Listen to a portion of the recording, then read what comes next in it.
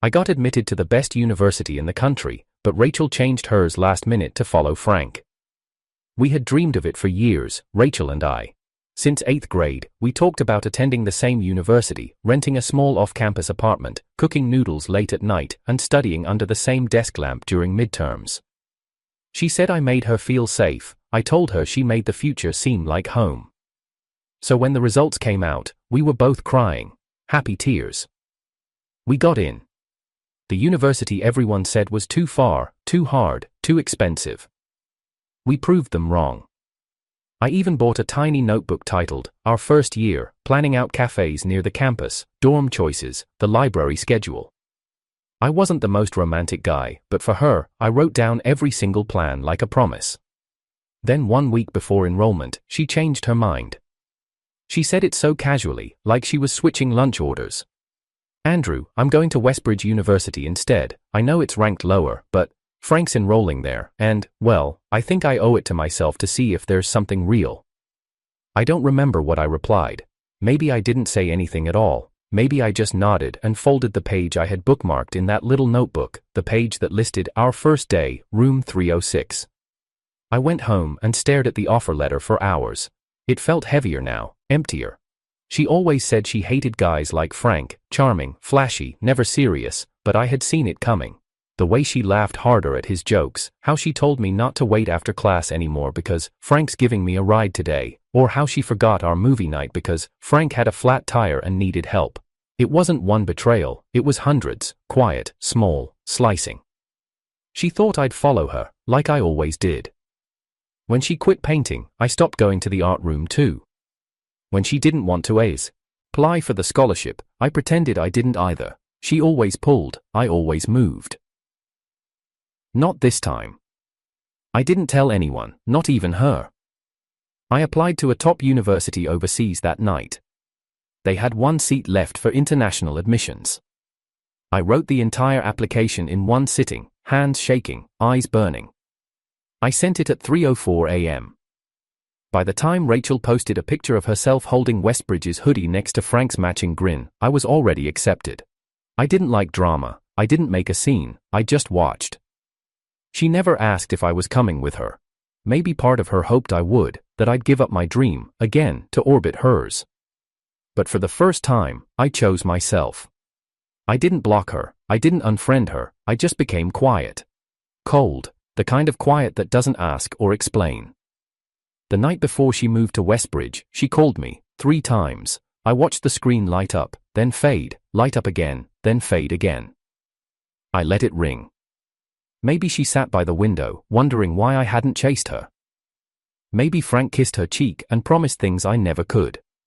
Maybe she cried, or maybe she didn't. I didn't need to know. Because that night, I boarded my flight. And just like that, Rachel lost the boy who used to write our future in notebooks and carry her umbrella in the rain. And I lost the girl who forgot what loyalty felt like the second someone more exciting walked by. Since I was no longer the only one in her heart, she no longer had a place in mine. When I was 9, Rachel used to sneak into my room during thunderstorms. She lived across the street, and sometimes when the rain was too loud or the thunder cracked too sharply, she'd appear at my window, shivering in her socks. My mom would open the door just before she knocked, already holding a towel. "She's here again," my mom would smile, and I'd lift the blanket. She'd crawl into bed and whisper, "I hate thunder," like it was a secret. Then she'd press her back to mine and fall asleep. I'd lie awake, listening to her breath steady out. For a long time, I thought that's what love was, quiet safety in the middle of a storm. Rachel was never just a girl in my life, she was Rachel. She drew constellations on my ceiling with glow-in-the-dark stickers. She made me watch romance dramas and then rolled her eyes when I asked too many questions. She braided my hair once and dared me to keep it for the whole afternoon. I did. In school, she was the girl everyone admired. Long black hair, soft features, a bright laugh that made teachers pause during lectures. But she was also the girl who used to grip my sleeve when someone made fun of her for crying during presentations. In middle school, when a group of boys stole her diary and mocked the hearts she'd drawn around my name, I snapped. I wasn't tall, or strong, or loud, but that day I threw a punch I didn't even know I had in me.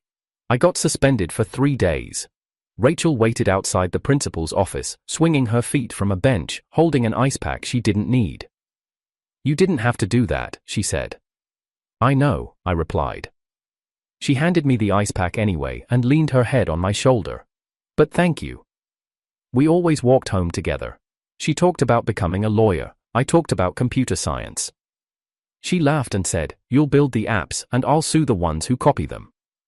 By high school, she was Tuso, his school's unofficial queen. Boys tried to ask her out weekly. She never said yes. Someone once asked her during a festival, and she just smiled and said, "I'm already taken." They all assumed she meant me. Maybe I assumed it too. We studied together at the same cram school. She'd doodle on my notebooks, sometimes little rabbits, sometimes hearts. She always had snacks in her bag, always shared half with me. The day we decided to apply to Eastbridge University was the happiest I had seen her. "We'll always be side by side, Andrew," she said, gripping my arm. "I can't do it without you." "You won't have to," I promised. She told everyone we were a package deal. Teachers joked we should apply as one file. Then Frank transferred in. He was the type who knew how to make an entrance, tall, athletic, confident in that lazy, charming way. He played guitar. He had this lopsided grin that made girls trip over their words. Rachel said he was just interesting. She helped him find his way around school. Then sat next to him during lunch, then started staying back after study group, because Frank needs help catching up. I didn't say anything. I wasn't the jealous type, at least, that's what I told myself. But I started walking home alone. She stopped texting me goodnight, and during our last mock test review, she didn't bring snacks. "You forgot," I teased. She smiled, distracted. "Oh, Frank brought me coffee this morning." It wasn't just the coffee, it was the shift. The slow, silent pivot from we to him. Then one day, she asked me, "Do you think Frank's misunderstood? People judge him too fast." I shrugged. "You don't need to fix everyone, Rachel." She looked at me, long and hard, then nodded like she agreed, but I saw it. That flicker in her eyes, the same look she gave me when we were younger, and she decided to give her umbrella to a stray dog and walk home soaking wet. She didn't care if it hurt her. She cared about who needed her in that moment. And right now, it wasn't me. Still, I stayed. Still, I helped her revise. Still, I wrote reminders on sticky notes and left them in her books. Still, I waited by the school gate even when she walked out with Frank. Then there was Susan. If Rachel was a sun that drew everyone near, Susan was the quiet sky behind it, present, constant, overlooked.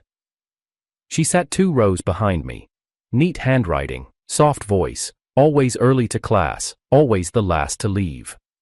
She never tried to insert herself into anything. But she noticed everything. Once during a break, she handed me my pen I didn't realize had fallen. "You always drop it when you're upset," she said softly. I blinked. "How did you know I was upset?" She looked at me and said nothing, just walked away. The next time, she left a mint candy on my desk when I had a cold. Then once, during a presentation, I was flipping through notes nervously. She tapped my shoulder, handed me hers, clean, color-coded, better than mine. Rachel had forgotten I was even presenting that day. Susan didn't forget. She didn't speak much. But sometimes, silence understands more than words. One day, she saw me standing alone near the vending machine, watching Rachel laugh with Frank across the courtyard. I didn't realize how tight my fists were until she handed me a juice. "Apple," she said. "That's the one you like, right?" I turned to her slowly. "How do you always know?" Susan looked up at me, eyes calm and clear, because I pay attention to people who don't think anyone's watching. That day, I realized something. Rachel was still my first love, but Susan. She was the only one who saw the parts of me I didn't show anyone. Even when Rachel forgot, Susan remembered. And maybe, just maybe, that meant something. But I wasn't ready to let go. Not yet. Not until Rachel made her final choice.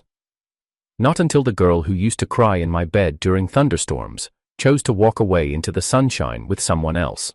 The cherry blossoms outside the cram school were beginning to fall in soft spirals when Rachel finally made her decision. She clutched the corner of her notebook, fingers white with pressure. The page inside held nothing but doodles, rabbits, hearts, initials. Her lips trembled as she whispered to herself, "Okay, today, I'll tell him today." Andrew was waiting outside the front gate, just like always. She spotted his black hoodie first, the one he always wore in spring when it was still chilly in the evenings. He stood leaning slightly against the pillar, hands in his pockets, looking off at something distant. That was his way, always quietly in the background, but always there. Rachel took a step forward, and the world tilted. A wave of nausea slammed into her, and for a moment she thought she was fainting, but it wasn't that. It was her, or, rather, someone who looked exactly like her, only older. She wore a pale cream coat, heels that clicked against the pavement, and her hair was tied back in a mature bun. Her face was identical, same eyes, same brows, but harder, sharper, like life had filed down the softness. She stepped forward and grabbed Rachel's wrist. "Don't do it," the older Rachel said. Rachel yanked her hand back, heart racing. Who are you?" "I'm you," the woman said flatly. 10 years from now." Rachel laughed awkwardly. "Okay, sure, is this some prank?" "It's not." Her voice cut through the air, cold, certain. "You're about to confess to Andrew. Don't." Rachel's breath caught. "How do you—" "Because I did," future Rachel replied. "And I regretted it." Silence. "You're meant to love Frank," she continued. "You always were. You'll give him everything in 10 years, every dream, every choice, every dollar. You'll believe in him. Don't waste time." "I don't even love Frank," Rachel snapped, suddenly angry. "He's just a friend." "You think that," her future self said with a bitter laugh. "But you'll change. He'll need you. You won't be able to say no." Rachel shook her head, backing away. "No, this is crazy. You're not me." "I'm exactly you," she said. "I know you like the back of my hand. You never liked goodbyes. You hated disappointing people. You always went where your heart was needed, not where it belonged." Rachel turned and ran. She didn't stop until she reached Andrew. He smiled the moment he saw her, his expression softening like it always did, just for her. "You okay? You look pale." "I'm fine," she lied. She didn't tell him what happened. But that night, the woman didn't leave. Rachel saw her again in the mirror, watching, arms folded. "I'll stop you," she said simply. And she did. It began with small things. One rainy morning, Andrew waited at the school gates, soaked to the bone. Rachel reached into her bag to pull out her umbrella, only to feel her own hand extend it toward Frank. "I thought you forgot yours," Rachel heard herself say to Frank. Andrew didn't complain. He never did. Then it was the cake incident. They were studying in the library, and Rachel offered snacks. Frank bit into a chocolate muffin and nearly choked. "Oh my God, I forgot. Frank, you're allergic," she gasped, rushing to grab water. He waved it off, laughing it away. Andrew said nothing, even though he also couldn't eat chocolate. He just quietly placed his muffin back in the wrapper and drank from his water bottle. The real damage came a week later. Andrew had planned to take her to the local museum, the one she always talked about but never visited. He messaged her the time, even bought the tickets in advance. But Rachel never showed. Later that night, she messaged, "Sorry. Frank fainted at practice, took him to the clinic." Andrew replied, "I hope he's okay, no bitterness, no blame, just silence on his side of the screen." Rachel started, noticing it, how he stopped waiting at the gate. How he answered slower.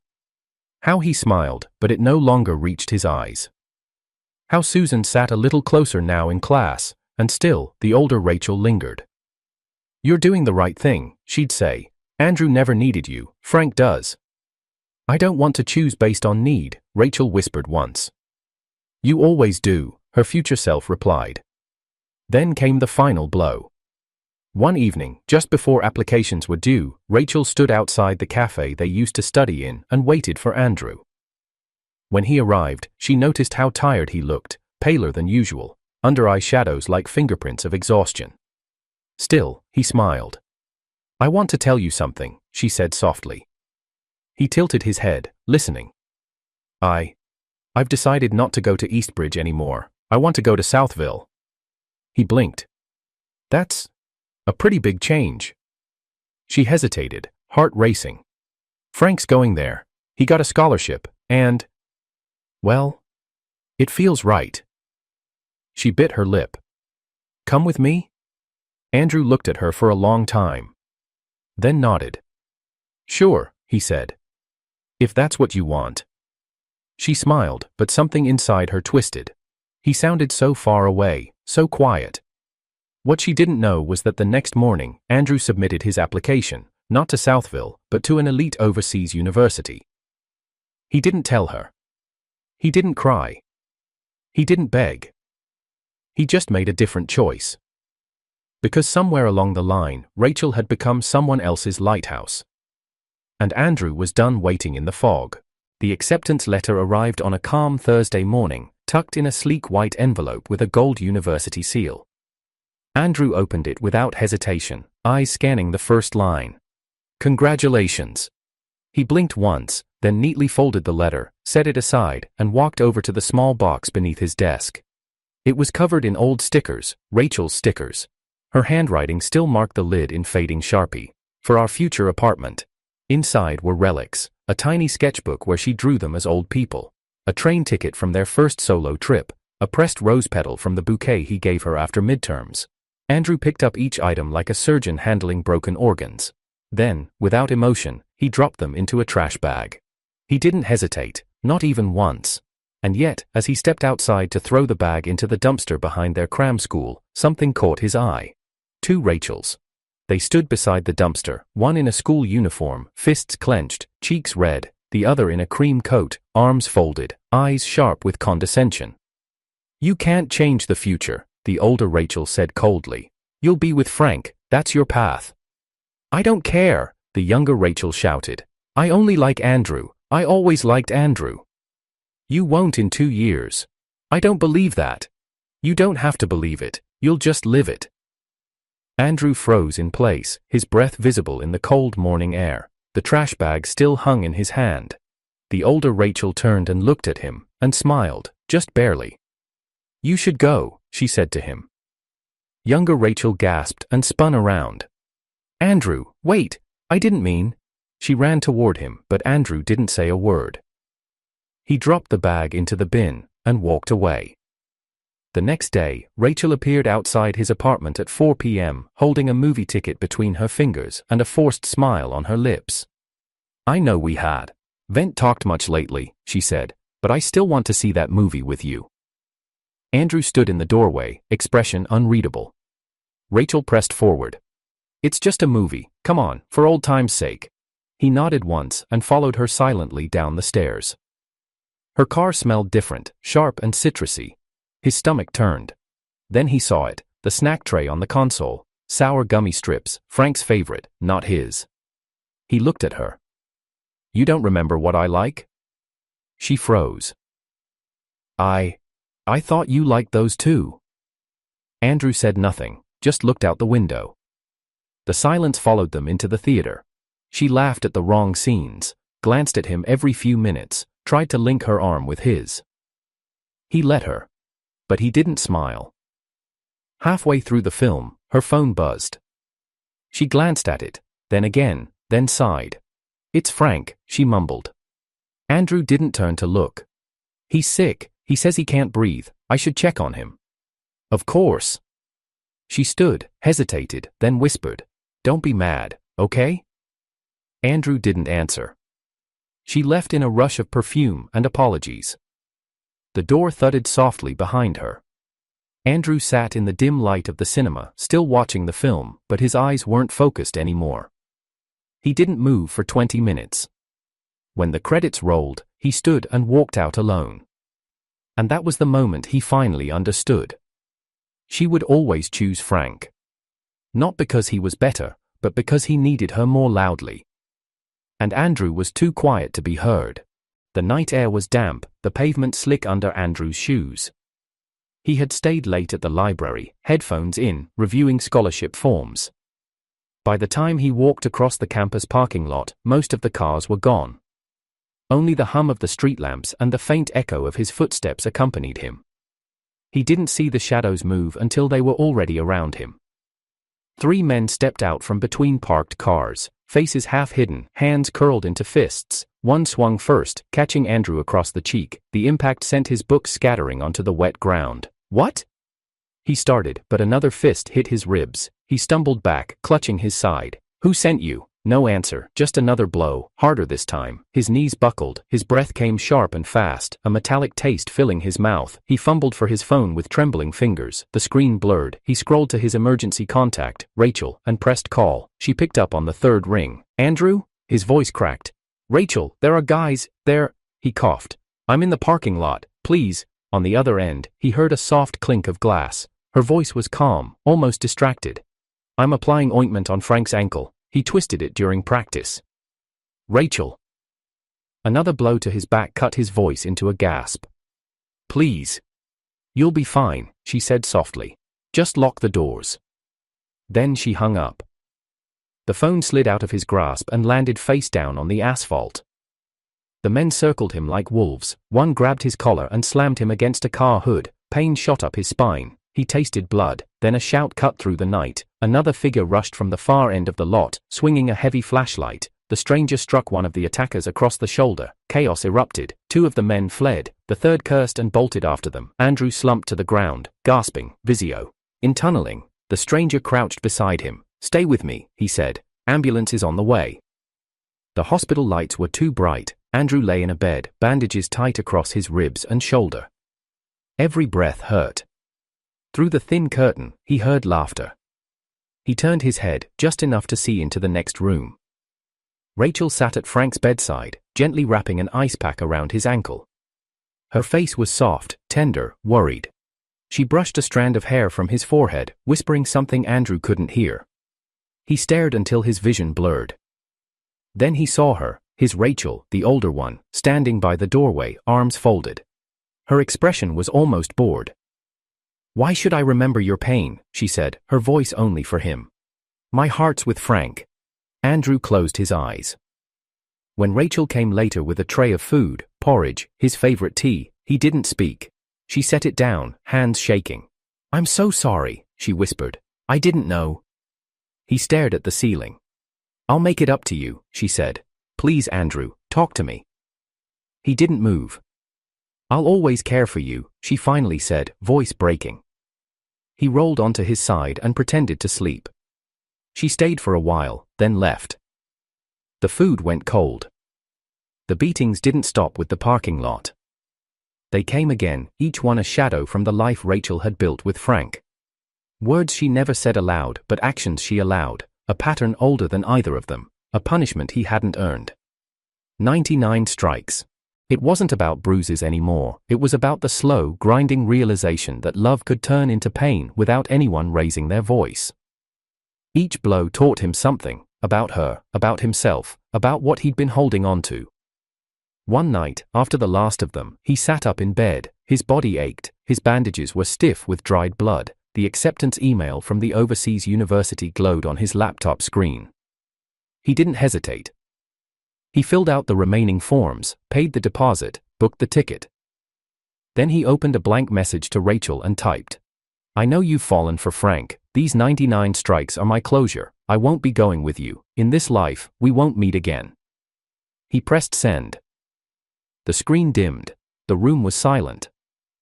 Andrew lay back down, eyes open to the dark, and waited for dawn. Rachel stared at her phone, the screen trembling in her hand. Andrew's message sat there like a guillotine. "I know you've fallen for Frank. These 99 strikes are my closure. I won't be going with you. In this life, we won't meet again."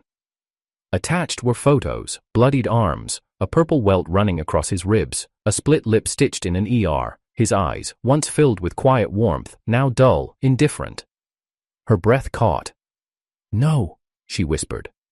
"No, no, no." She dropped her phone. Her knees slammed against the floor. She screamed, so loud her mother rushed in, only to be shoved aside. Frank rushed into her room, saying her name like a question. She launched at him with a scream. "You lied! You ruined everything!" She grabbed the nearest lamp and threw it at him. He ducked. It shattered. You said he hurt you. He never did. You said he pushed you. He never did. Frank, you did this. Frank backed up. Rachel, calm down. She lunged again. Shut up. You faked your suicide attempt. You manipulated me. Both of me. A shimmer appeared. The 28-year-old version of Rachel stepped in from the hallway. Why are you yelling at Frank? She asked, voice low, eyes cold. He's who we love. Rachel turned, eyes wild. No, he's who you chose after destroying everything we had with Andrew. Future Rachel raised her chin. Because Andrew was weak. He gave up too easily. I was 17, Rachel cried. You knew I was scared, confused, and instead of guiding me, you poisoned everything. She turned to Frank again. You told her things I never knew. You made her believe lies, and she ruined me with them. Frank sneered. You think people care about Andrew? He was a side character. Rachel slapped him. You were never the main character. You were just a distraction, a parasite. She turned back to her older self, and slapped her too.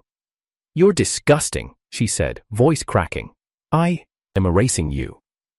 The older Rachel began to fade, staring at her past self with contempt until the very end. When she vanished, the world felt a fraction lighter. Rachel didn't hesitate. She booked a flight that same night. 12 hours later, she was standing in front of the university gates, wind pulling at her coat, hair a mess, tears threatening but held back by shame. She had no appointment, no dignity left. But she needed to see him. She finally found him near the campus library. He looked different, taller, straighter, confident, calm. He wore a dark sweater, his eyes were clear, his wrist was bandaged, but he held a tablet in one hand, earbuds in the other. He was okay. She ran toward him. Andrew, he paused, slowly turned. She stood in front of him, breath shaking. I got your message. I know everything now. Frank lied. My future self lied. I ruined you, and I've regretted it every day since. Andrew stared at her with unreadable eyes. He said nothing. I was stupid, she whispered. But I remember everything now. How you defended me, how we studied together, how I used to cry in your bed when I had nightmares. I remember us. She stepped closer. Just give me one more chance. His voice came out soft, yet final. I already let go. She blinked. What? I like someone else. And just then, Susan appeared, calm, warm, holding a coffee. She glanced at Rachel, then smiled at Andrew. Hey babe, sorry I'm late. You ready? Andrew nodded, turning to walk beside Susan. Rachel stepped forward, trembling. Wait, Andrew, please. He didn't turn around. She collapsed to her knees, her breath caught in her throat. He walked away for real this time.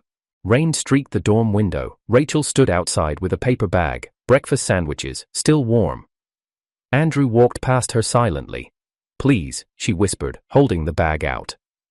He took it. She blinked.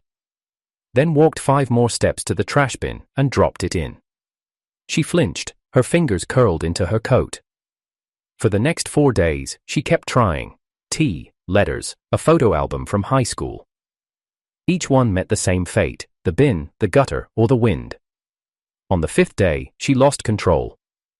She waited for him by the art building and shouted when she saw Susan approach him. You think she cares more than I did? She's only here because I stepped away. Susan turned, confused. Rachel threw the thermos she was holding. It didn't hit Andrew. Susan had stepped in front, catching it square in the shoulder.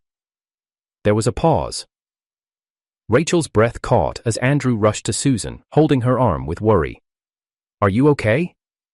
I'm fine, Susan said, wincing. Just a bruise. He helped her sit down, gently checking her shoulder. His voice was steady, kind, soft. He didn't even look at Rachel. Not once. Later that night, on a quiet hill behind campus, Andrew and Susan sat beneath the trees, moonlight scattered through the leaves. I'm sorry, Andrew murmured. I should have handled that better. Susan looked at the bruised thermos resting near her feet and smiled faintly. I'm okay, I just didn't want you hurt. Andrew turned toward her, voice low. I finally know who I want to protect. She blinked, her eyes shimmered. You don't need to say it. I want to, he said, because I lost everything once, and I never want to lose you. She exhaled slowly, then reached for his hand. "I don't need your past," she whispered. "I want your future." And just like that, they started over. They traveled together, weekend trips to old towns and new cities, studied side by side at cafes and late-night libraries. Healed quietly, never rushing, never forcing, never looking back. By graduation, Rachel had stopped appearing in person. But one day, a thick envelope arrived. Inside, a 10,000-word handwritten letter.